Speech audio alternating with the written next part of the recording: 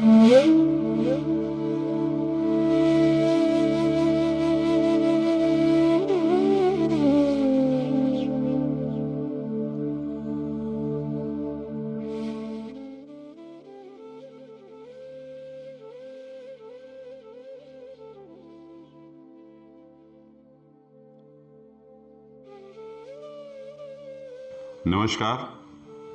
मार्च महीने का राशिफल लेके मैं संजीव बख्शी आपकी सेवा में हाजिर हूँ।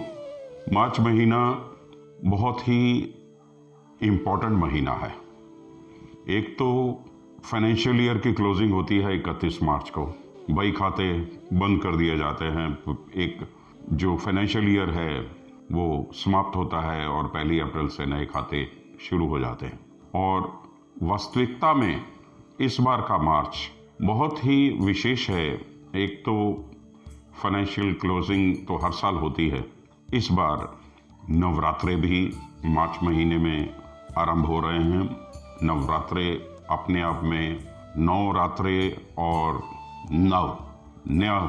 नए की शुरुआत, दोनों बातें ही सार्थक होती हैं इस शब्द में। और इसके साथ साथ मुस्लिम लोग का रमजान का महीना भी इस बार मार्च महीने में ही पड़ रहा है। और विक्रम संवत 2079 खत्म होगा और 2080 का उदय होगा। ये सब मार्च महीना 2023 में ही घटित होने जा रहा है। तो इसलिए मार्च को हम काफ़ी इम्पोर्टेंट समझें, क्योंकि मार्च में हर्षोल्लास का पर्व होली भी पड़ेगा और इसके अलावा नवरात्रे तो है ही हैं, रामनवमी भी मनाई जाएगी और मुस्लिम लोग के लिए रमजान का महीना जो उनका पवित्र महीना है वो भी इसी माह पड़ेगा। तो ये कुदरत के सब रंग आपको इस हिंदुस्तान की धरती पे देखने को मिलेंगे। इसका लुत्फ लीजिए, आपसी भाईचारा बनाए रखें। इन्हीं कामनाओं के साथ मैं आगे बढ़ता हूँ और इस माह के ग्रह स्थिति से शुरुआत करता हूँ। सूर्य मासारम में कुंभ राशि में रहेंगे और 15 मार्च को कुंभ राशि छोड़ के मीन राशि में प्रवेश कर जाएंगे। मंगल जो लगभग 6 महीने से वृषभ राशि में टिके हुए थे, वो अब फाइनली 12 की रात्रि और 13 की सुबह को मार्च महीने की मिथुन राशि में प्रवेश कर जाएंगे। चंद्र भी मिथुन राशि में है मासारम में। बुध कुंभ राशि छोड़ के 16 तारीख को मीन राशि में प्रवेश करेंगे। गुरु मीन राशि में ही रहेंगे। शुक्र 12 मार्च को मेष राशि में चले जाएंगे, अपनी उच्च राशि मीन को छोड़ देंगे। शनि कुंभ राशि में ही रहेंगे। राहु मेष और केतु तुला राशि में ही विराजमान रहेंगे। ये तो है ग्रहों की स्थिति। इसके अलावा पर्व त्योहारों में 6/3 को होलिका दहन होगा, 7/3 को होलाष्टक समाप्त होगा और 7/3 को ही होली मनाई जाएगी। रंगों का पर्व, एक न्यू बिगनिंग का घोतक और बसंत अपने पूरे यौवन पे पूर्णिमा का दिन, फागुन की पूर्णिमा को होली का पर्व मनाया जाएगा। 8 मार्च को यानी पंजाब के आनंदपुर साहब और पांवटा साहब में, हिमाचल के, वहाँ सिखों का निहंगों का पर्व होला मोहल्ला मनाया जाएगा। 14 मार्च को चैत्र संक्रांति या यूं कह लीजिए मीन की संक्रांति, सूर्य मीन राशि में प्रवेश करेंगे। 15 मार्च को शीतलाष्टमी। 21 मार्च को विक्रम संवत 2079 का समापन होगा। अमावस्या का दिन होगा, भौमवती अमावस्या चैत्र माह की। और अगले दिन 22 मार्च को विक्रम संवत 2080 का आगाज होगा। नई बिगनिंग, नई शुरुआत, विक्रम संवत शुरू हो जाएगी। 22 तारीख को नई संवत के साथ चैत्र नवरात्रों का प्रारंभ हो जाएगा। 24 मार्च को गौरी तृतीया और साथ ही रमजान का महीना शुरू हो जाएगा। 26 मार्च को पंचमी रहेगी। 29 मार्च को श्री दुर्गाष्टमी और 30 मार्च को नवरात्रों का समापन और श्री रामनवमी मनाई जाएगी। है ना बहुत ही महत्वपूर्ण रंगारंग महीना। इसके अलावा 7 मार्च को चैतन्य महाप्रभु जयंती रहेगी, 9 को संत तुकाराम जी की जयंती, 23 मार्च को शहीदी दिवस शहीद आजम भगत सिंह, 23 मार्च को सिंधियों में सिंध के श्री झूलेलाल जी की जयंती मनाई जाएगी। तो हर वर्ग और हर तरह का समावेश है इस बार के मार्च महीने में। नई विक्रम संवत जिसका नाम की पिंगल है, उसका आरंभ 24 मार्च से होगा, 2 दिन विलंब से होगा। और इस बार की खासियत 8 मार्च से 6 अप्रैल तक 5 बुधवार और 5 बृहस्पति, और ऊपर से शुक्र राहु की युति मुस्लिम देशों में अशांति दिखाई दे रही है। और भारतवर्ष अपने आर्थिक विकास को आगे ले जाते हुए, आगे बढ़ते हुए नए एरा में प्रवेश करेगा और एक नई शुरुआत होगी। अब हम चर्चा करें कि 12 राशियों के लिए मार्च का महीना कैसा है। उसके लिए हम आगे बढ़ते हैं और शुरू करते हैं कर्क राशि।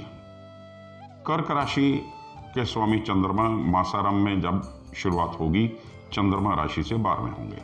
12वें चंद्रमा बेवजह की टेंशन और वॉन्डरिंग और बेवजह का भ्रमण और इस तरीके की परिस्थितियां डेवलप करता है कि जिनका कोई एंड रिजल्ट 0 निकलता है।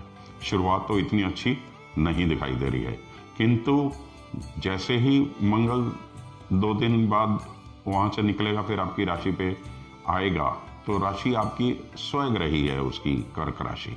चंद्रमा ही आपकी राशि का स्वामी है, तो वहां से इसकी यात्रा आगे बेहतर हो जाएगी जब तक चंद्र अष्टम में नहीं पहुंचेंगे। तो मासारंभ के थोड़ा सा दिक्कत जरूर बुझा रहा है। इसके अलावा मास की शुरुआत में 3 ग्रह आपके अष्टम भाव में पड़े हुए हैं, सूर्य, बुध और शनि। तो ये आपकी प्रोग्रेस के ऊपर जैसे बेड़ियां डाले हुए हैं, प्रोग्रेस को ब्रेक लगाए हुए हैं और आप आगे बढ़ना चाहते हैं। एक पैर एक्सीलेटर पे है, किंतु एक पैर साथ में ब्रेक को भी दबाए हुआ है, वो आगे बढ़ने नहीं दे रहा है। कुछ ऐसी ही स्थितियां आपके लिए बनी हुई हैं। राजनीतिज्ञों के लिए समय उत्तम है। 10वें भाव में राहु राजनीति का प्लेनेट है राहु, और इसलिए राहु का 10वें भाव में होना एक अच्छा संकेत है राजनीतिज्ञों के लिए। किंतु पीठ पीछे षड्यंत्र और ये सब परिस्थितियां बनी ही रहेंगी, क्योंकि राहु की एक दृष्टि आपके 6ठे भाव पे भी पड़ रही है। भाग्यस्थान में स्वग्रही बृहस्पति कुछ दिनों के मेहमान हैं, फिर बृहस्पति अपनी स्वग्रही राशि छोड़ के आगे विचरण करेंगे और दशमेश मंगल भी आपका स्थान छोड़ के आपके व्यय स्थान में चले जाएंगे।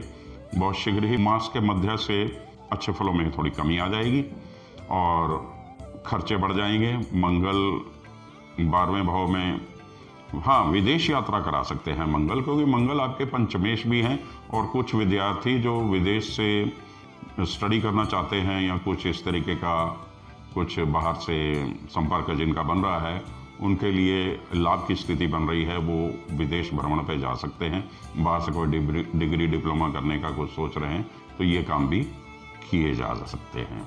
बृहस्पति एक बहुत बड़ी प्रोटेक्शन रही है आपके लिए। पूरा साल बृहस्पति ने आपको बहुत उत्तम फल दिए हैं। आपके ऊंच नीच के समय में भी आपको एक छाया बन के आपके साथ साथ चले हैं, किंतु आप बृहस्पति भी राशि छोड़ेंगे और 10वें भाव में आएंगे, जहां वो इतने फल अच्छे नहीं दे पाएंगे। इसलिए अभी से थोड़े से अलर्ट हो जाएं, ताकि आगे की जर्नी बृहस्पति के अभाव में होगी। 10वें भाव में बृहस्पति होंगे और शनि आपके अष्टम भाव में ही रहने वाले हैं पूरा साल। तो यहाँ अष्टम के शनि आयु वृद्धि तो जरूर करते हैं, किंतु तीसरी दृष्टि कर्म स्थान पे पड़ती है, कार्यस्थल पे उठापटक होती है। एक तो शनि की ढैया भी लगी हुई है आपके, तो जब अष्टम में आए शनि 17 जनवरी से, तो शनि की ढैया भी लग चुकी है। तो आपको थोड़ा अलर्ट रहने की जरूरत है, सोच समझ के चलना होगा। 20 और 21 तारीख को चंद्र अष्टम की स्थिति है। तो चंद्र अष्टम की स्थिति शनि के साथ बनने जा रही है। जब चंद्रमा शनि के साथ बनाएगा तो ये एक विष योग जैसा जिसको बोलते हैं वैसी स्थिति बनती है। ये 2 दिन आपको खास तौर पे अलर्ट रहना पड़ेगा। आपके स्वास्थ्य के लिए भी हानिकारक है, आपकी मानसिक स्थिति के लिए भी हानिकारक है। नेगेटिव थॉट्स आपको परेशान कर सकते हैं, बनते काम बिगड़ सकते हैं। तो आपको शनिवार का दान पुण्य करना बहुत जरूरी है।